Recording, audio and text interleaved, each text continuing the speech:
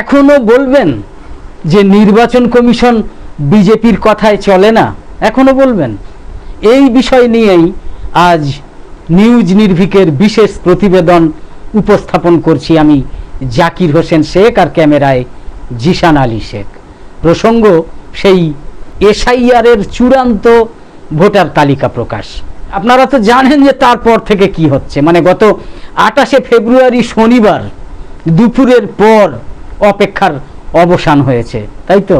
মানে মাধ্যমিক বা উচ্চ মাধ্যমিক পরীক্ষার ফল প্রকাশের আগে যেভাবে পরীক্ষার্থীরা উৎকণ্ঠায় থাকে, সেইভাবে এসআইআর পর্বে অসম্পূর্ণ অথচ চূড়ান্ত ভোটার তালিকা প্রকাশের আগে বাংলার সমস্ত ভোটার, তার থেকে 100 গুণও বেশি বলা যায়, 100 গুণও বেশি বলা যায়, উৎকণ্ঠায় দিন কাটিয়েছেন, আতঙ্কে দিন কাটিয়েছেন।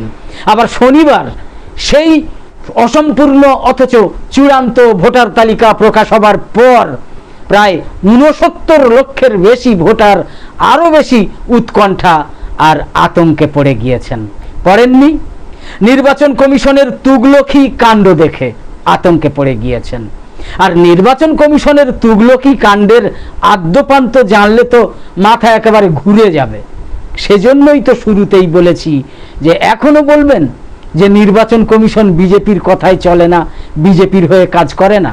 চলুন তাহলে এক এক করে নির্বাচন কমিশনের গোপন এজেন্ডা ফাঁস করি। একেবারে গোড়া থেকে পুরো ভিডিওটা অবশ্যই দেখুন, অবশ্যই দেখুন। আমি একেবারে অনুরোধ করছি, দয়া করে একেবারে গোড়া থেকে পুরো ভিডিওটা, আজকে আমাদের এই ভিডিওটা, পুরো ভিডিওটা দেখুন, তাহলে অবশ্যই বুঝতে পারবেন। পশ্চিমবঙ্গের ভোটাররা দীর্ঘ হেনস্থার পর গত 28শে ফেব্রুয়ারি শনিবার দেখলেন যে নির্বাচন কমিশনের সৌজন্যে নাম বাঁচতে 7,59,284 জনের একটা তালিকা 28শে ফেব্রুয়ারি শনিবার দুপুরের পর বেরিয়েছে বটে, কিন্তু তাতে সমাধানের চেয়ে বিভ্রান্তি যে বেড়ে গিয়েছে সেটা চোখ বন্ধ করেই বলে দেয়া যাচ্ছে। শনিবার দুপুর থেকেই জেলায় জেলায় ভোটারদের ক্ষোভের চেহারা দেখেই মালুম হচ্ছে যে ভোটারের স্বার্থ কতটা ক্ষুণ্ণ হয়েছে, বাংলার ভোটারদের স্বার্থ কতটা ক্ষুণ্ণ হয়েছে। বলুন তো, কতজন রোহিঙ্গা পাওয়া গিয়েছে? যেটা বলা হতো, বলতে পারবে নির্বাচন কমিশন? বলতে পারছে না, কোনো তথ্যই নেই তাদের কাছে। অথচ প্রচার চালানো হলো রোহিঙ্গা বাংলাদেশি অনুপ্রবেশকারী 1 কোটি 1 কোটি 1 কোটি। কত বড় মিথ্যা! বাংলাদেশের অনুপ্রবেশকারী নিয়ে বিজেপির বীর পঙ্গুবদের আস্ফালনতাই এবার স্তীমিত হয়ে গিয়েছে। অথচ ওই একটা পরিসংখ্যানের উপরেই ঝুলেছিল বিজেপির বিচার। বাংলাদেশি সংখ্যালঘু তাড়ানোর নাম করে বাস্তবে যারা হিন্দুদেরই মুশকিলে ফেলেছেন, তাদের কিন্তু এবার ক্ষমা করবেন না পশ্চিমবঙ্গের হিন্দুরাও। মুসলিমদের কথা ছেড়েই দিলাম। 60 লক্ষ ভোটারের নাম অমীমাংসিত রেখে, আন্ডার অ্যাডজুডিকেশনে রেখে তালিকা বের করার মানেটা কি বলতে পারবে নির্বাচন কমিশন? আদালতের রায়ে কেজরিওয়াল নির্দোষ প্রমাণিত হতেই দিল্লিতে তো ফেসে গিয়েছে কালিরামের ঢোল, মানে সিবিআইয়ের ঢোল। সচেতন বাংলায় নির্বাচন কমিশনের ঢোলও ফেঁসেছে ভোটের আগেই, এই এসআইআর পর্বে। বিজেপির ষড়যন্ত্র এখন বেআব্রু। বিজেপি আর নির্বাচন কমিশনের যৌথ ষড়যন্ত্র বেআব্রু। সময় মতো শুনানির নিষ্পত্তি করতে ব্যর্থ হয়ে সুপ্রিম কোর্টের নির্দেশে একটা জোড়াতালি লিস্ট বের করে পিঠ বাঁচাতে মরিয়া হয়েছে নির্বাচন কমিশন।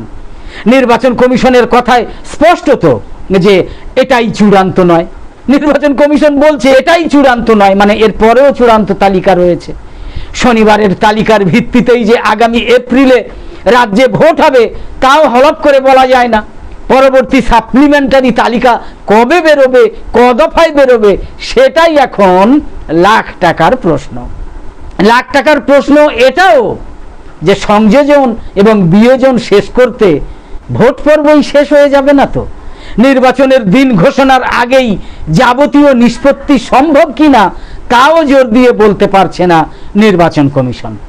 পদে পদে সংশয়, প্রশ্ন ওঠা স্বাভাবিক। তাহলে 4 মাস ধরে হলোটা কি? শুধু কি রাজনীতি আর শাসকের নির্দেশে ষড়যন্ত্রের গোড়ায় সার জল দেওয়া, এই সব কাজ হলো 4 মাসে?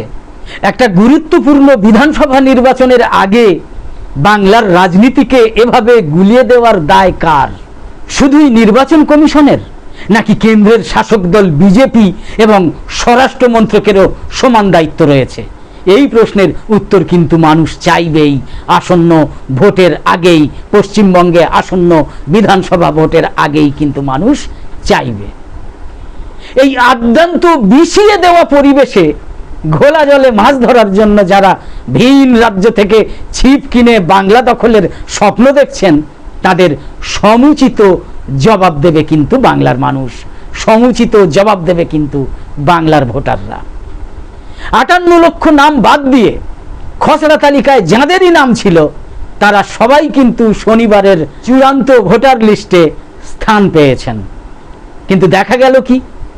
দেখা গেল যে সেই ভোটারদের 3 ভাগে আবার ভেঙে দেওয়া হয়েছে। 3 ভাগে। যাদের শুনানির নিষ্পত্তি হয়নি তাদের নামের উপর লেখা রয়েছে আন্ডার অ্যাডজুডিকেশন, তাদের নামের উপরে লেখা রয়েছে যাদের শুনানির নিষ্পত্তি হয়নি। আর যারা বাদ গিয়েছেন তাদের নামে ডিলিটেড লেখা, তাদের নামের উপরে ডিলিটেড লেখা, বাকিরা স্বাভাবিকভাবেই রয়েছেন। অর্থাৎ এই তালিকা নতুন করে শুধু বিভ্রান্তি ছড়াবে না, বিভেদ আর অশান্তিও ডেকে আনবে, এবং সেটা আমরা দেখতেও পাচ্ছি। সেই আশঙ্কার কথা আন্দাজ করেই তালিকা প্রকাশের আগেই জেলা ধরে ধরে কেন্দ্রীয় বাহিনী মোতায়েন করার প্রস্তুতি চূড়ান্ত হয়েছে। যদি তাই হয় তাহলে সেই 16ই ডিসেম্বরের খসড়া তালিকা প্রকাশ থেকে, 16ই ডিসেম্বরে খসড়া তালিকা প্রকাশ হয়েছিল, আপনাদের মনে আছে? সেই 16ই ডিসেম্বরের খসড়া তালিকা প্রকাশ থেকে গত শনিবার 28শে ফেব্রুয়ারি পর্যন্ত প্রায় 2.5 মাসে কমিশন তাহলে করলোটা কি? সুপ্রিম কোর্ট যদি শেষ পর্বে জেলা জজ থেকে শুরু করে কলকাতা হাইকোর্টকে যুক্ত না করত, তাহলে শনিবারের তালিকা প্রকাশও পিছিয়ে যেত। শুরু থেকেই বিজেপি চায় 1.25 কোটি ভোটারের নাম বাদ দিয়ে রাষ্ট্রপতি শাসনের মধ্যে থেকে বাংলায় ভোট করতে। শুরু থেকেই বিজেপি এটা চেয়েছিল, কারণ গেরুয়া নেতৃত্ব অভিজ্ঞতা থেকে শিখেছে যে নরেন্দ্র মোদীর ডেলি প্যাসেঞ্জারি, কেন্দ্রীয় এজেন্সির দৌরাত্ম্য, নিঃশ্বাস নিতে না পারা দল বদলুদের ক্রমাগত বিষ নিক্ষেপকে অস্ত্র করে বেশি দূর এগোনো সম্ভব নয় বিজেপির পক্ষে। বিজেপির সংগঠন তো একেবারে তলানিতে। অন্যদিকে সিবিআই পদে পদে যে ব্যর্থ, আবার সেটা প্রমাণ হয়ে গিয়েছে মাদক মামলায় অরবিন্দ কেজরিওয়াল, দিল্লির প্রাক্তন মুখ্যমন্ত্রী অরবিন্দ কেজরিওয়াল বেকসুর খালাস পেয়ে যাওয়ায় এটাও প্রমাণিত হয়েছে। দলবদলুদের দৌরাত্ম্য যে ডাহা ফ্লপ, সেটাও প্রমাণ হয়ে গিয়েছে বিগত 21 এবং 24 সালের নির্বাচনে, বিধানসভা এবং লোকসভা নির্বাচনে। সেই কারণেই এবার সরাসরি পছন্দের লিস্ট তৈরিতে মনোযোগ দিয়েছে নির্বাচন কমিশন বিজেপির হয়ে। সেই টার্গেট পূরণের দিকে এগিয়েও গিয়েছে নির্বাচন কমিশন, কিন্তু বলে রাখছি সেই নির্লজ্জ ব্যবহারও বুমেরাং হতে বাধ্য। আজকের চূড়ান্ত ভোটার তালিকা নিয়ে বিভ্রান্তি কাটার বদলে বিভ্রান্তি আরো বাড়ছে। 7,04,59,000 তালিকায় যাদের ঠাঁই হয়নি কিংবা যাদের নামের পাশে ডিলিটেড লেখা হয়েছে, তারা কি করবেন? এটাই কি চূড়ান্ত? এই তালিকার ভিত্তিতেই কি ভোট হবে, নাকি এই তালিকা একটা দায় সারা স্ট্যাটাস রিপোর্ট মাত্র? এই প্রশ্ন উঠবে না? এই প্রশ্ন উঠবে না? তারপর আর এক দফা শুনানির হেনস্থা পেরিয়ে পরবর্তী লিস্টের অপেক্ষা। সেই অপেক্ষায় রয়েছেন 60 লক্ষ ভোটার পশ্চিমবঙ্গের। সাপ্লিমেন্টারি তালিকা কবে বের হবে, ক দফায় বের হবে, সবকিছু নিয়েই এখন তো ধোঁয়াশা তীব্র। এখানেই শেষ নয়, কটা সাপ্লিমেন্টারি লিস্ট বেরোবে তাও জানা নেই। 1 দফায় বেরোবে, না 2 দফায় বেরোবে, নাকি 3 দফায় বেরোবে, নাকি 4 দফায় বেরোবে, সেটাও জানা নেই। মনোনয়ন পেশের শেষ দিনের মধ্যে পরবর্তী তালিকা না বেরোলে আসন্ন বিধানসভা ভোটে তারা ভোটাধিকার প্রয়োগ করতে পারবেন না। সোজা কথা, এটাই নিয়ম। সেক্ষেত্রে একজন যোগ্য নাগরিক, একজন যোগ্য ভোটার তার ভোটাধিকার থেকে বঞ্চিত হবেন। এটাই নির্বাচন কমিশন আর বিজেপি যৌথভাবে চেয়েছেন। সর্বশেষ খবর অনুযায়ী 60 লক্ষ ভোটারের লজিক্যাল ডিসক্রিপেন্সির সমাধান হওয়া এখনো বাকি। সুপ্রিম কোর্টের নির্দেশে জেলায় জেলায় বিচারকরা বকেয়া সমস্ত সমস্যার নিষ্পত্তি করবেন, কিন্তু কতদিনে সেই কাজ হবে, কতদিনে সেই নিষ্পত্তি হবে ওই 60 লক্ষ ভোটারের যাদেরকে আন্ডার অ্যাডজুডিকেশনে ফেলা হয়েছে, কবে সেই তাদের নাম নিষ্পত্তি হবে তার কোনো জানা নেই। কারণ তার কোনো সময়সীমা নির্দিষ্ট করে শীর্ষ আদালত বেঁধেও দেয়নি, দেওয়া সম্ভব নয়। সমস্যাটা কিন্তু এখানেই। সুপ্রিম কোর্ট জানে বঙ্গে দুয়ারে কড়া নাড়ছে ভোট, তবু নিষ্পত্তির সময়সীমা বেঁধে দেওয়া হয়নি। প্রমাণ হচ্ছে সব কাজ সময়ে শেষ করা নিয়ে নির্বাচন কমিশনের আস্ফালন আসলে স্রেফ জুমলা ছিল। শুরু থেকেই এই বাংলায় কেউ এসআইআর এর বিরোধী নন, আমরাও বিরোধী ছিলাম না, কিন্তু উদ্দেশ্য প্রণোদিতভাবে ঠিক ভোটের আগে এত বড় রাজ্যে এই জটিল প্রক্রিয়াকে চাপিয়ে দেওয়া নিয়েই আসলে বারবার প্রশ্ন উঠেছে তামিলনাড়ু, কেরলেও। কারণ বিজেপির এবং মোদিজির সর্বগ্রাসী দখলের খিদে এখনো থমকে রয়েছে এই 3টে রাজ্যেই। সেই প্রশ্ন ওঠা যে কতটা প্রাসঙ্গিক, কতটা যুক্তিসঙ্গত, সেটা প্রমাণ হয়ে গিয়েছে বিগত 15 দিনে। যে রাজ্যে আর 1.5 মাসও বাকি নেই নির্বাচনের, সেখানে তালিকাই চূড়ান্ত হচ্ছে ফেব্রুয়ারির শেষ দিনে, ফেব্রুয়ারির 28 তারিখে, তাও আবার সাপ্লিমেন্টারি লিস্টের খাঁড়া মাথায় নিয়ে। চিন্তা করতে পারেন নির্বাচন কমিশনের এই ব্যর্থতা মেনে নেওয়া কি সম্ভব? কোনোভাবেই কি মেনে নেওয়া সম্ভব নির্বাচন কমিশনের এই চরম ব্যর্থতা? 5 বছর আগে 21 সালের বিধানসভা ভোটের দিনক্ষণ ঘোষণা হয়েছিল 26শে ফেব্রুয়ারি, ভোট হয়েছিল 8 দফায়। আর এবার যা পরিস্থিতি, তাতে মার্চ মাসের অর্ধেক কেটে যাবে। তারপরও সব অভিযোগের নিষ্পত্তি হবে কি না সেটা নিশ্চিত নয়। চূড়ান্ত তালিকার পর অন্তত 10 দিন অভাব অভিযোগ জানানোর সময় দিতেই হবে নাম বাদ যাওয়া ভোটারদের। এটা তো দিতেই হবে, এটা তো আইনত তাদের অধিকার।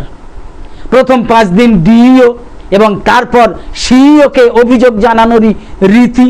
তারপর আবার হাইকোর্ট রয়েছে, যদি সব আপিলগুলো খারিজ হয়ে যায়। এরই মধ্যে নির্বাচন কমিশনের ফুল বেঞ্চ রাজ্য ঘুরে প্রস্তুতি খতিয়ে দেখবে, এটাই জানা যাচ্ছে। এবার আবার বাড়তি আশঙ্কা, নামবাদের অঙ্ক বাড়লে জেলায় জেলায় অশান্তি। মানে এরপরে তো আর আন্ডার অ্যাডজুডিকেশনে থাকবে না, তারপরে সরাসরি থাকবে এই যে 60 লক্ষ নাম, তাদের যারা বাদ যাবে তাদের সরাসরি তাদের নামের উপরে থাকবে ডিলিটেড। ফলে সেই অঙ্ক জানার পর জেলায় জেলায় অশান্তি শুরু হতে পারে। সেটা আন্দাজ করেই 2 দফায় আগাম প্রায় 480 কোম্পানি আধা সেনা মোতায়েনের সিদ্ধান্ত নিয়েছেন নির্বাচন কমিশন। জ্ঞানেশ কুমারের নির্বাচন কমিশন বাহিনী আসতেও শুরু করেছে, আমরা দেখতে পাচ্ছি চারিদিকে। ভোটের প্রচার সপ্তমে পৌঁছলে সংখ্যাটা দ্বিগুণ হবে, 2.5 গুণ হতে পারে ওই কেন্দ্রীয় বাহিনীর সংখ্যা।